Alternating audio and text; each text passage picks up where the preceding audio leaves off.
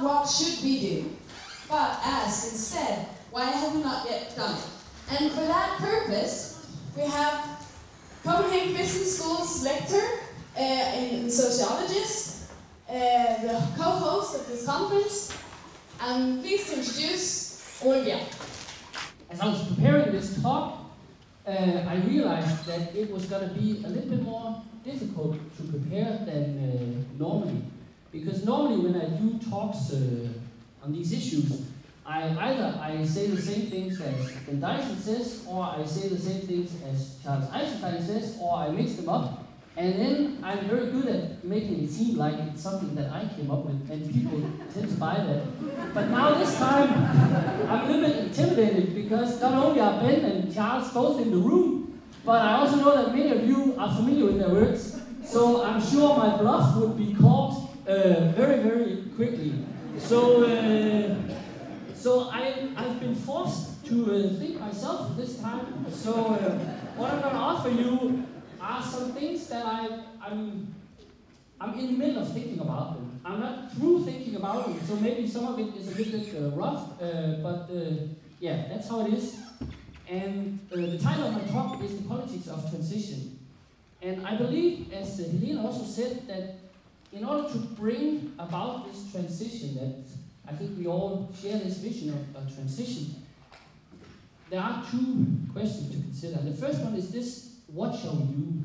However, I will argue that I think we know that already. I think most of the solutions, if not all of them, we have them already. It's true that politicians, they kind of say, well, we have to wait for this transition until science and technology has come up with the solutions. But I don't think that, I think that's true, yes, if we want cars that run on water, and I think we're going to have to wait for a long time. But I think in order to make the transition that we want, I don't think we need cars that run on water. I think we have the ideas already here. And that leads me to the next question that I think is very important, and I think maybe we forget that sometimes, but I think we need also to ask ourselves, why is it that we haven't already done it? I mean, because the challenges we're facing now, they're not new. We've known about them for decades. And I believe that if we look at the sort of political situation today, then there's a kind of a paradox going on. Because on the one hand, I think the general awareness of this ecological crisis is greater than ever before. I think very many people, very many politicians, they talk about it and they know about this. At the same time, it also seems to me that the political consensus on the necessity of economic growth also seems to be stronger than ever before. That all politicians, they tend to agree we must grow. And that's what I will offer you here is some ideas of explanation, or a sketch of an explanation to this disconnect. Maybe what I'm also struggling with here is to answer why is that we haven't succeeded in creating a mass mobilization around the issue of growth itself.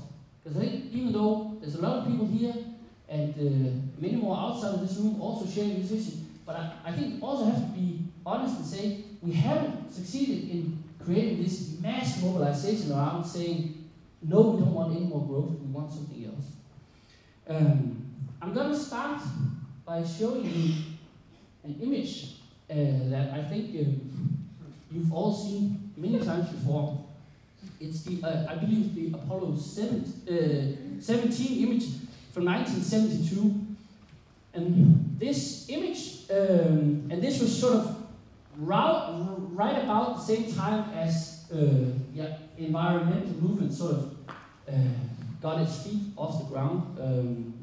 And it's also often, this image often appears on the cover pages of policy papers or books about the environment, about climate, sustainability, and so forth. It's also it's one of the images that Al Gore uses all the time, and even in Obama's recent, what is called his climate change speech, he also starts by invoking this image. And the reason why this is connected to the environment, this image, is because the analysis, or what people normally say when they show this image, is that it's supposed to, what they say is, well, when we saw this image, it conjured up this sense of responsibility. The earth is vulnerable, and it also should conjure up this global solidarity, and as we can see, we're all in the same boat. And, yeah. I have to say, to me, this image illustrates some of the things that are wrong with the way that we, or that the issue of sustainability is talked about in our society today. And when I say wrong, I don't mean factually wrong, and I also don't mean morally wrong, but I mean wrong in terms of mobilizing people in the right way. Okay, so I'm gonna play this little game. You know this game where you have an image and then you're supposed to find sort of 5 errors or something. So I think there's 4 errors in this image. The first error is, as you can see on this, the earth is round. I think that's wrong. I think the earth is flat, in the sense that our immediate experience of the world is flat. I've never experienced the world as round. When I walk out the door in the morning, my earth is flat. And that also means that it also means that my immediate concerns, my political concerns, they are concerns experienced in a world that is flat. My mortgage loan, for instance, it's on a flat earth, so to speak. So when, and for some reason, or maybe that's not so curious, but when we talk about this ecological crisis, there's a number of issues: resource depletion, ecosystem degradation, and but the one that sort of fills the most in mainstream politics today is the issue of climate change. And I think, of course, this is important. This is very important. But I also think I'm not sure that this is the issue that will mobilize people in the right way. Because it's a very abstract issue, and it's not something that very many people have an immediate experience of. Even, of course, I was kind of thinking, oh, the summer is quite long, and I was thinking, is that climate change? But even if it is, in a scientific sense, climate change, it's not like when I go to the park, I kind of think that it's climate change. I just think, oh, what a nice day. So I think what this climate change issue and this idea of the round Earth, what it doesn't do, or what it lacks, is this immediate bodily experience of a problem. So I think most people's approach to this climate change issue is they'll say, yes, we know there's a problem, but we're not really sure what to do, and they feel kind of alienated from it. There's another error. This is error number 1. Error number 2 is there are no people on this planet. As you can see, there's no people there. And maybe this is, you have to understand, what I'm going to say now may sound controversial or sort of offensive or something, but you need to understand it in a philosophical way. I think that this is an image of the ultimate ecological fantasy. Because what is actually ecology? Well, in ecology we find this idea of a balance of nature. But at the same time, if you look at people throughout history, what people do is that they upset this balance all the time. That's what we do all the time. That's kind of part of who we are. So my point is not to say that's how human beings are, so we should just destroy the whole planet. No, that's not what I'm saying. But what I am saying, what I'm trying to explain here is, why is it perhaps that some people feel alienated by ecology?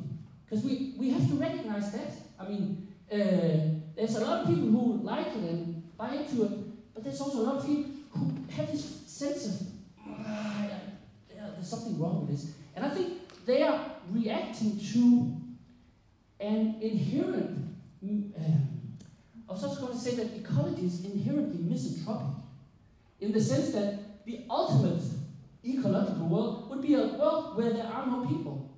that would sort of be, then the whole planet would be in complete balance with itself. Okay, so you have to understand the context of this, what I'm saying here.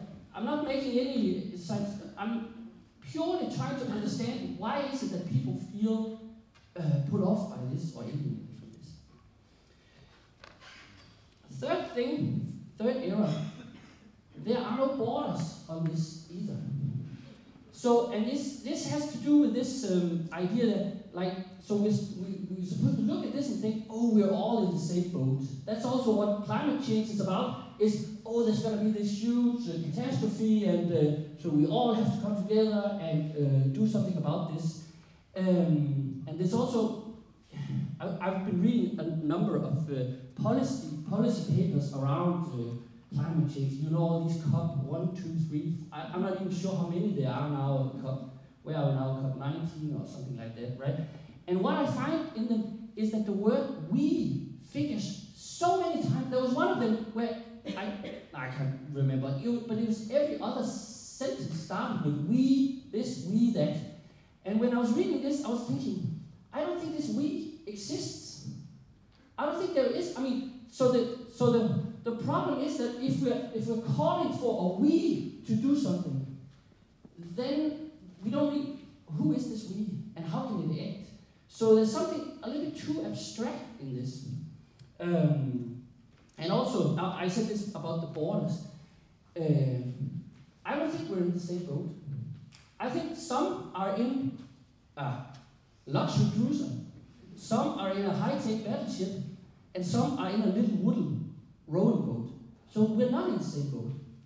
And I don't think that sometimes there's this image that at some point there's going to be this huge catastrophe which is going to hit all of us at the same time, and then we will. That's not going to happen. It's already happening. The catastrophe is already happening, but it's happening at different times, in different ways, on different places on the planet. So, so what I would argue is that in a world where there's people and there's borders, there's also different classes. There's also class struggle. So I believe that the struggle for transition is also a class struggle. And I think the danger of talking about this "we" and waiting for this global solidarity is that we tend to sort of gloss over these conflicts of interests that are also playing.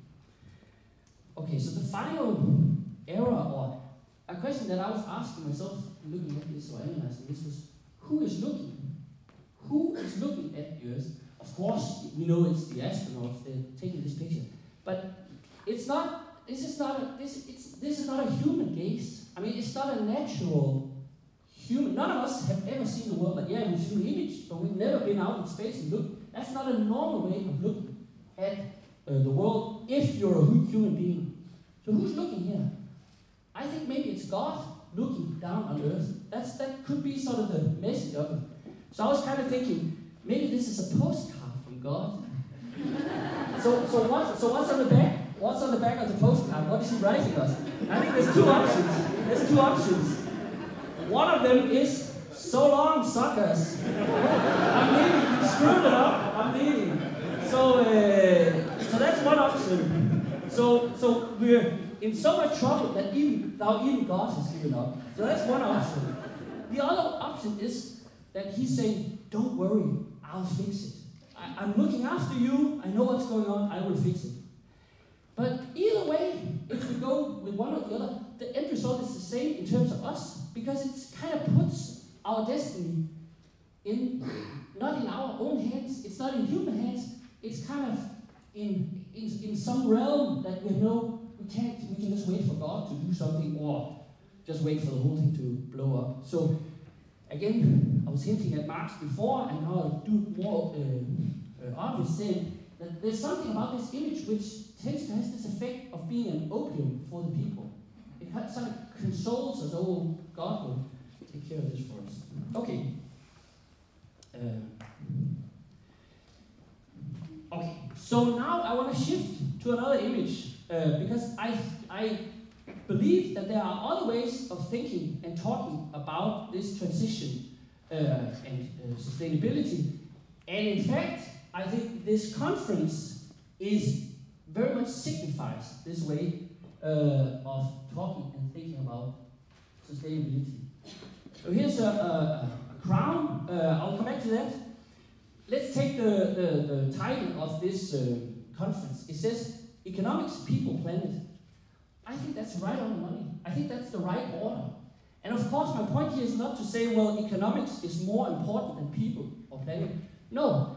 But I think if we want to mobilize people, we have to start with economics. And then the rest will follow. And this is also why first of all, I'm extremely proud that this conference is taking place at Copenhagen Business School. And of course, this has to do with the fact that this is my school, so I'm proud that we are hosting this conference. But I'm also happy because I think this kind of also signifies this connection or this sort of economic approach to things. But of course, that's not to say that we should just do it in the old economic way. Of course, we should think about economics in a new way, but I think we should still approach this in an economic fashion. And that's also what I'm seeing at this conference, and of course, in many other areas. So this image of the coin, it's not even an image of the economy. It's actually an image of money. And for me, that's my idiosyncratic interest here, but I truly believe that this is where we should start. We should start with the money. So what is it that we can do with this one rather than this one? What is the difference between the two? Well, first of all, I think what money allows us to do, or this money approach, it allows us to address the kind of problems that people who live on a flat earth experience. Money is something that everyone is very intimately familiar with it. Everyone sort of has experiences with money. There's very few people who have a melting iceberg in the garden. So they have to sort of rely on, it's happening far away. I'm not saying it's not important, it is important. But I think if you want ordinary people to mobilize and get up and do something, then you have to connect to their immediate experiences of what's their problems. So they use money, they have debt, and they fear losing their jobs. And I also think that, so what money can do for us politically is that rather than us having to sort of push a new agenda onto the mainstream agenda, we can take the agendas that are already there and say, yes, we recognize that's a problem, but listen, here's our solution, here's another solution to the problem that you have already formulated and you are already immediately experiencing. A second advantage, or whatever you like to call it, or potential with this money view, is that I think it allows us to shift the blame of the crisis. Because I think there's some of the analysis that we tend to make of this crisis, it tends to say that there's something wrong with people. Yeah, they consume too much, they work too much, they think everything is about money and all this. And part of that, there's part of it that may invoke or conjure up shame and guilt. And I think if you want to mobilize people, I'm not sure a good way of doing that is shaming them and making them feel guilty. I'm not sure people are going to say, oh, I'm so ashamed, let's go out and make a revolution. I don't think it works like that.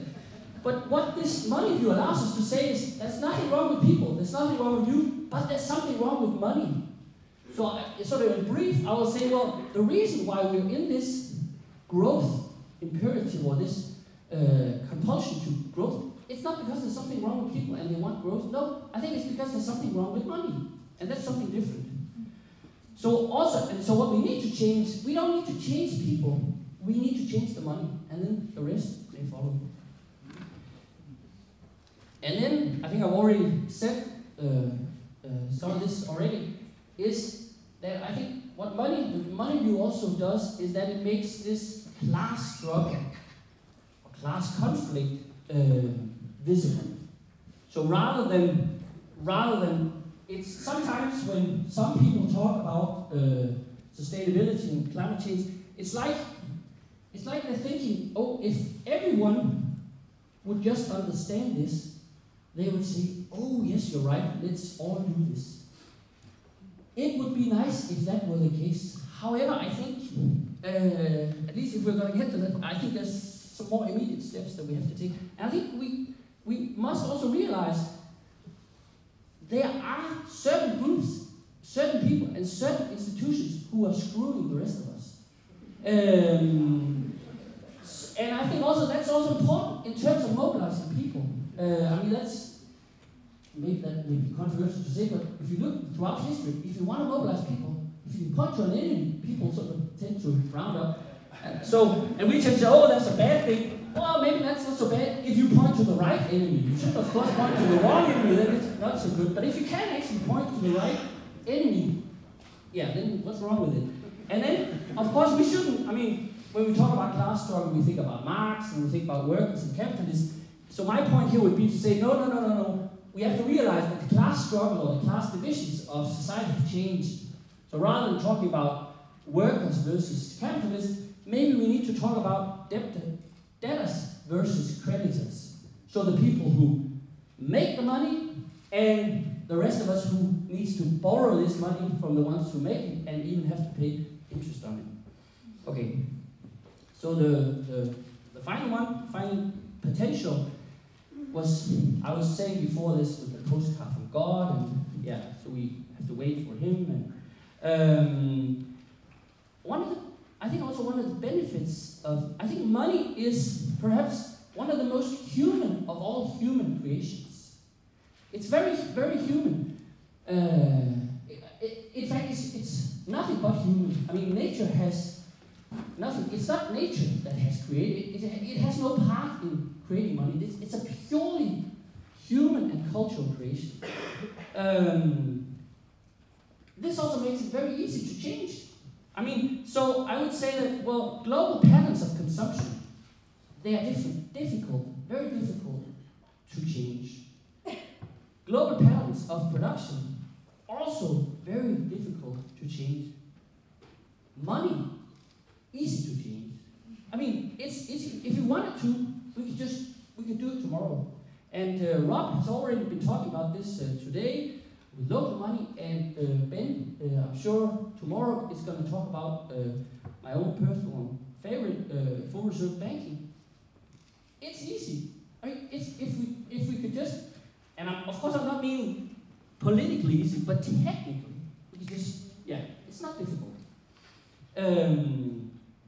So it's actually, that's also what money, or what this money view is doing for me, is that it's actually pointing to very concrete, very non-utopian solutions.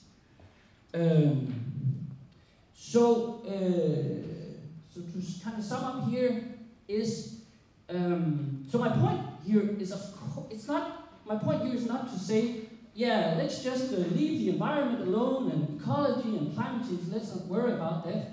Of course we should worry about that. But I think we should begin with the money.